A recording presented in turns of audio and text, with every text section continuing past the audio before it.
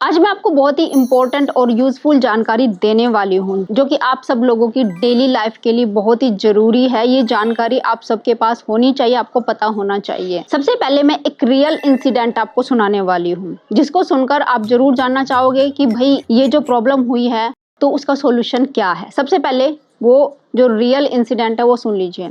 हमारे रिलेटिव्स में एक लड़का था 26 ईयर ओल्ड का। अचानक से वो सुबह उठा, वो हेल्दी था, पतला था, मोटा भी नहीं था, इतना उसको कोई हेल्थ इश्यू नहीं था, अपने घर के काम करता था डेली, साथ में खेतों के काम भी करता था। लेकिन अचानक से सुबह के समय उसको हार्ट अटैक के सिम्टम आए, अचानक से चेस्ट पेन हुआ और उसको हार्ट अटैक आ गया, वो बेहोश हो गया।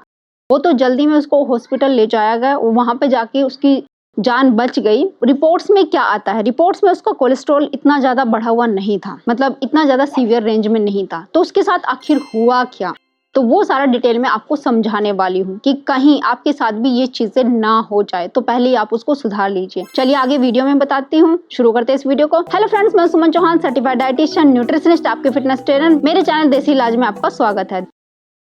तो उसकी जो रिपोर्ट में निकला वो ये था कि कोलेस्ट्रॉल इतना ज्यादा बढ़ा हुआ नहीं था। तो दिक्कत कहाँ पे हुई? दिक्कत हुई कि उसके ब्लड के अंदर एक चीज होती है, होमोसिस्टीन टेस्ट होता है। तो होमोसिस्टीन लेवल हाई मिला। अब ये होमोसिस्टीन क्या होता है और ये हाई होने से प्रॉब्लम क्यों आती है, क्यों हार्ट अटैक आ सकता है? अगर ये हाई है तो इसको कम करने के लिए आपको क्या करना चाहिए? तो मैं सबसे पहले बताती हूँ होमोसिस्टीन होता क्या है। देखिए, होमोसिस्टीन एक अमीनो एसिड होता है। ये तब हमारी बॉडी में बढ़ता है जब आप कोई ऐसा फूड खा रहे हो जैसे एनिमल प्रोटीन हो गया, जिससे अच्छी मात्रा में प्रोटीन आपकी बॉडी को मिलता है। तो ये आपकी बॉडी में क्रिएट होता है, पैदा होता है, अमीनो एसिड होता है। अब कुछ विटामिन मिलकर ये जो होमोसिस्टीन होता है, अमीनो एसिड होता है, इसको तोड़ते हैं और इससे निकलता है मिथ्योनिन और दूसरा सिस्टीन। मिथ्योनिन एक एसेंशियल अमीनो एसिड है, साथ में एंटीऑक्सीडेंट का काम भी करता है और आपकी बॉडी में प्रोटीन सिंथेसाइज करता है। सिस्टीन क्या होता है कि नॉन एसेंशियल अमीनो एसिड है। ये आपकी बॉडी से इन्फ्लामेशन को कम करता है, साथ में ही आपके जो इम्यून सेल होते हैं उनका कम्युनिकेशन को इंक्रीज करता है और लिवर हेल्थ को बढ़ावा देता है। तो ये भी बॉडी के लिए अच्छा है। तो ये दोनों चीजें अच्छी है, फिर खराब क्यों हो गई? खराब इसलिए हो गई, अगर होमोसिस्टीन टूटा नहीं है इन दोनों अमीनो एसिड में तो तब गड़बड़ करता है। गड़बड़ क्या करता है? ये आपकी जो आर्टरीज होती है, ऑक्सीजन पहुंचाने वाली या ब्लड को आपकी पूरी बॉडी में भेजने वाली ब्लड वेसल्स होती है, उनकी जो वाल होती है, तो वहां पे इन्फ्लामेशन शुरू कर देता है, जिसकी वजह से ब्लड क्लोटिंग होने लगती है अगर होमोसिस्टीन का लेवल जरूरत से ज्यादा बढ़ गया है। अब इसका लेवल कितना होना चाहिए हमारी बॉडी में? तो होमोसिस्टीन का लेवल अगर 15 माइक्रोमोल पर लीटर है तो वो नॉर्मल है। अगर 16 से लेके 30 माइक्रोमोल पर लीटर तक चला जाता है तो ये माइल्ड रेंज में आ जाता है, यानी इसका थोड़ा सा खतरा बढ़ जाता है, इतना सा, जस्ट थोड़ा सा।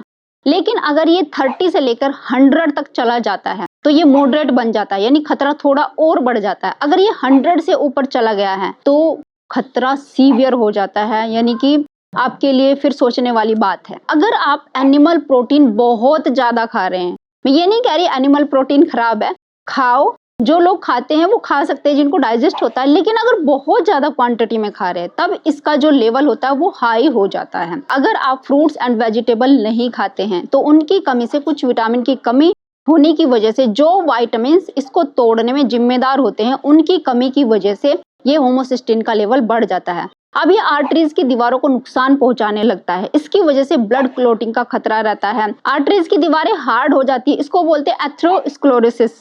तो अगर ये प्रॉब्लम आ गई तो अब भी हार्ट अटैक का खतरा रहता है। अब इसके सिम्टम क्या है पहले ये बताती हूँ, फिर बताती हूँ कौन से वो विटामिन है जिनकी कमी से ये होमोसिस्टीन का लेवल बढ़ जाता है। तो प्रॉब्लम क्या क्या हो सकती है या सिम्टम क्या क्या आ सकते हैं अगर होमोसिस्टीन का लेवल बढ़ा हुआ है? आपको डिजीनेस रहेगी, फटीक रहेगा, हाथ पैरों में टिंगलिंग महसूस हो सकती है, या फिर आपकी स्किन जो है वो पीली लग सकती है, और जैसे मैंने बताया मसल वीकनेस ज्यादा महसूस होती है। थोड़ा काम करने के बाद भी आप थक जाओगे, आपको लगेगा सारे मसल्स में पेन हो रहा है। तो ये कुछ इसके सिम्टम हैं। अब बात करते हैं कि ये किस विटामिन की कमी से बढ़ता है।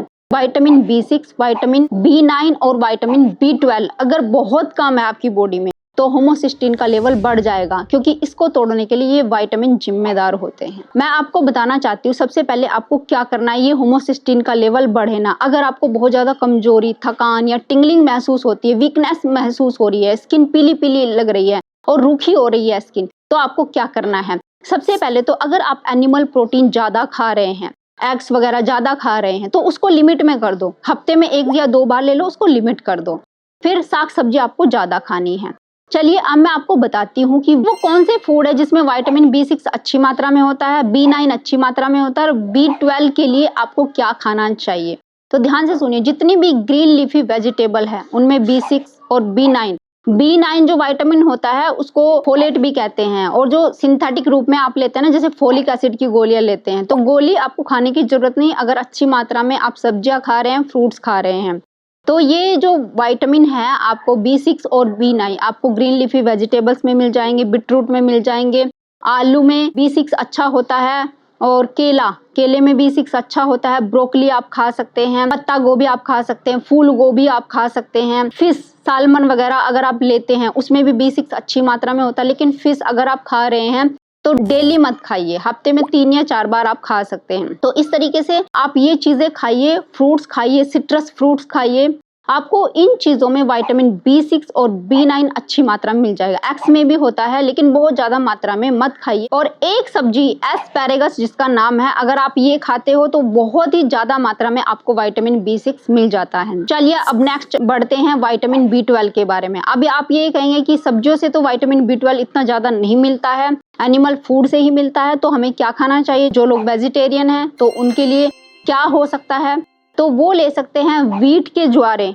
या जौ के ज्वारे भी ले सकते हैं, अपने गमलों में उगा सकते हैं, उनका जूस निकाल के आप पी सकते हैं, उसमें भी अच्छी मात्रा में विटामिन B12 आपको मिल जाता है।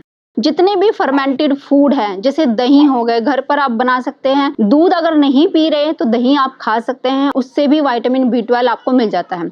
अच्छा, आप कहेंगे कि विटामिन B12 हमने तो सुना है सिर्फ एनिमल फूड से मिलता है, लेकिन वो तो बात ठीक है, एनिमल फूड से मिलता है, लेकिन विटामिन B12 आपकी आंतों में बनता है, जिसको बनाने के लिए कुछ बैक्टीरिया जिम्मेदार होते हैं। अगर ये गुड बैक्टीरिया आपकी आंतों में पहुंच जाए तो विटामिन B12 आपको मिल जाएगा, जितनी आपकी जरूरत है एक दिन के लिए। तो इसके लिए जैसे मैं आपको बता ही रही हूँ कि फर्मेंटेड फूड खाइए। जैसे आपके घर में अगर चावल बचते हैं उनको भी आप रात भर, जैसे बोलते हैं ना, कुछ दही लगा के रख दीजिए, थोड़ा दूध भी डाल के रख सकते हैं उसके अंदर, तो वो फर्मेंटेड हो जाते हैं, उसको आप 10-12 घंटे के बाद खा सकते हैं। लेकिन फर्मेंटेड चीजों को गर्म करके नहीं खाना, नहीं तो ये बैक्टीरिया मर जाते हैं। अब जैसे सब्जियों को भी आप फर्मेंटेड कर सकते हैं, कोई भी ग्रीन सब्जी हो या फिर खीरा हो गया या जो भी आपके पास सब्जी है, जैसे आंवला हो गया, इनको आप नमक के पानी में डालकर इनको फर्मेंटेड करके भी खा सकते हैं। अब सबसे अच्छी चीज जिससे आपको विटामिन B12 अच्छी मात्रा में मिल जाता है वो है मूंग दाल की स्प्राउट या फिर ब्रूसेल्स स्प्राउट, चने के स्प्राउट। किसी भी चीज को स्प्राउट करके अगर आप खा रहे हैं उसमें भी B12 जो बनाते हैं वो वाले बैक्टीरिया आपको अच्छी मात्रा में मिल जाते हैं। लेकिन बस कंडीशन वही है कि इनको उबाल के या गर्म करके मत खाना, एज इट इज अगर आप खा सकते हैं तो अच्छी मात्रा में आपकी बॉडी को B12 मिल जाएगा, आपको B12 की कमी कभी नहीं होगी। और दूसरी चीज, अगर आप अच्छी मात्रा में साग सब्जियां ले रहे हैं तो गुड फैट का भी सेवन करें और साथ में सूरज की धूप जरूर लें। अगर गलती से भी होमोसिस्टीन बढ़ गया तो सबसे पहली चीज जो आपको करनी है वो क्या है। नंबर 1, बीटरूट खाना शुरू कर दीजिए, तुरंत लेकर आ जाइए अपने घर में, क्योंकि होमोसिस्टीन के लेवल को घटाने में बीटरूट बहुत अच्छी भूमिका निभाता है। जैसे भी आप उसको खाएं, आप सैलेड के रूप में खा सकते हैं या उसका जूस पी सकते हैं या फिर अपने आटे में मिला के भी आप उसकी रोटियां बना सकते हैं। अगर कच्ची खाएंगे तो सबसे ज्यादा बेस्ट है। नंबर 2, जिंजर की आप चाय भी पी सकते हैं, बस उसमें दूध ज्यादा ना ऐड करें, शक्कर ना डालें। अगर आप जिंजर टी पीते हैं उसमें शहद डाल के भी आप पी सकते हैं 1 से 2 बार दिन में। अदरक भी आपके होमोसिस्टीन लेवल को कम करने में आपकी हेल्प करेगा। मतलब अगर आप ये नहीं जानते कि भाई हम कौन सा फूड खाए जिससे विटामिन B6 की कमी पूरी हो जाए, विटामिन B9 पूरा हो जाए, इसमें आप फंस गए हैं, तो बस जो चीजें मेन आपको बता रही हूँ वो करना शुरू कर देना है अगर होमोसिस्टीन लेवल आपका बढ़ा हुआ है। तो पहले क्या बताया, बीटरूट, दूसरा क्या बताया, जिंजर। आप तीसरा सुन लीजिए जो बहुत ही अच्छा है होमोसिस्टीन के लेवल को तुरंत कम करने के लिए, हल्दी। 2 से 3 चुटकी हल्दी आप या तो गर्म पानी में डाल के ले सकते हैं या जैसे भी आप उसको ले सकते हैं वैसे आपने लेना है। जैसे आप चाय बनाते, ग्रीन टी बनाते, उसके अंदर भी डाल के आप ले सकते हैं। लेकिन एक चीज ध्यान से सुन लेना, अगर आप चाय पत्ती वाली चाय बनाते हैं, दूध भी डालते, चीनी भी डालते हैं, तब उसमें आप हल्दी मिला के नहीं ले सकते। अगर आप हल्दी को लें, अदरक के साथ भी हल्दी मिक्स कर लीजिए, थोड़ा सा शहद मिला लीजिए, अदरक को कूट के, और उसमें थोड़ी सी काली मिर्च, काला नमक डाल के इस तरीके से भी आप उसको चबा चबा के, यानी अदरक को थोड़ा चबाना पड़ेगा, उसके साथ भी आप हल्दी ले सकते हैं। 1 चम्मच लेके ऊपर से गर्म पानी पी लीजिए।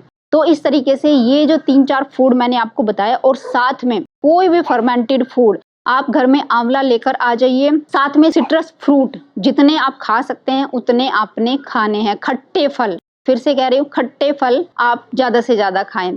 और अब बात आती है कि फर्मेंटेड फूड, कुछ भी फूड हो उसको फर्मेंट करिए रात भर के लिए, आप उसको नमक के पानी में छोड़ दीजिए। कम से कम अगर गर्मी है 10-12 घंटे में वो फर्मेंटेड हो जाएगा। नहीं तो आप अगर सर्दियां हैं तो 2-3 दिन के लिए छोड़ सकते हैं, तब वो फर्मेंटेड हो जाएगा। किसी गर्म जगह पे छोड़ दीजिए, उस फूड को खाना शुरू कर दीजिए। तो ये कुछ चीजें थी। और हाँ, साथ में एक्टिव रहना जरूरी है।